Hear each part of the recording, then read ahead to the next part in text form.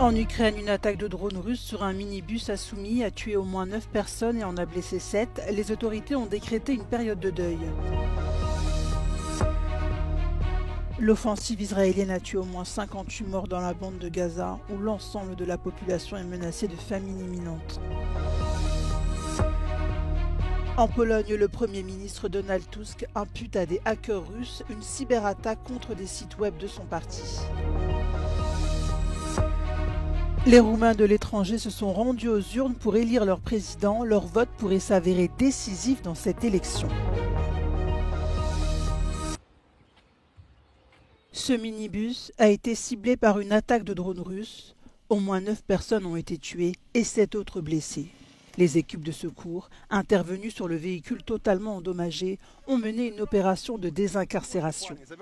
Selon les autorités régionales, la plupart des victimes sont des femmes âgées. Elles étaient en train d'être évacuées. Une période de deuil a été décrétée dans la ville de Bilopilia, située à quelques encablures de la frontière russe. L'attaque a été qualifiée de samedi noir par les autorités.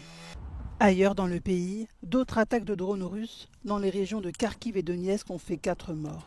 Elles se sont produites quelques heures seulement après la tenue en Turquie des premiers pourparlers de paix directs entre Russes et Ukrainiens depuis 2022. Les négociations entre les deux belligérants n'ont pas débouché sur une trêve. Depuis, la Russie a lancé des dizaines de drones sur le territoire ukrainien.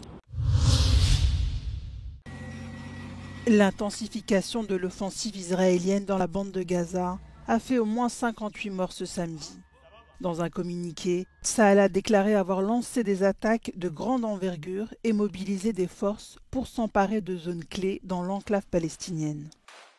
La veille, d'après les autorités sanitaires locales, des bombardements israéliens ont tué plus d'une centaine de personnes.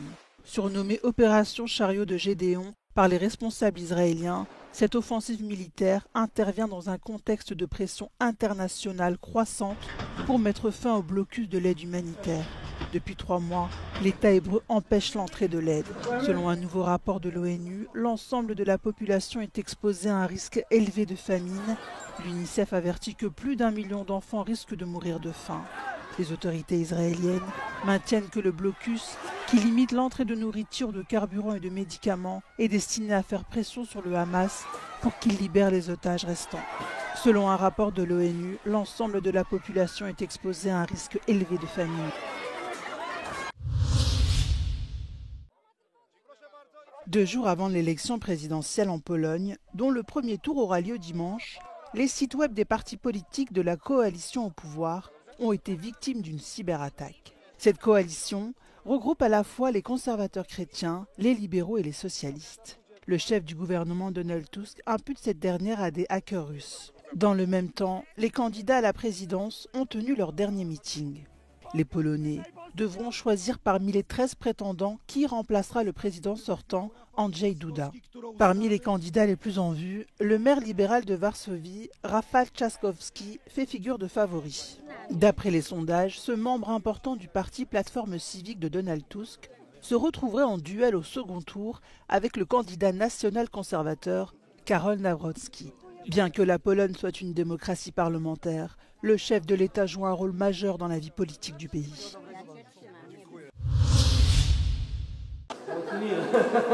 Des millions de Roumains se rendront dimanche aux urnes pour le second tour de l'élection présidentielle, qui oppose un candidat d'extrême droite à un candidat centriste et pro-européen. La diaspora roumaine, elle, a commencé à voter avant ce second tour de l'élection, dont les enjeux s'annoncent cruciaux. România să prospere și să mențină același vector ca și până acum. E important pentru mine, pentru că direcția europeană a României e ceva ce am visat încă din viața studenției și e direcția în care cred. Le nationaliste George Simion a remporté le premier tour avec près de 41% des voix, tandis que le centriste Nicu Jordan en a recueilli près de 21%. Durant sa campagne, le candidat nationaliste a multiplié les rencontres avec l'extrême droite européenne. Le taux de participation de la diaspora roumaine pour ce second tour pourrait être décisif.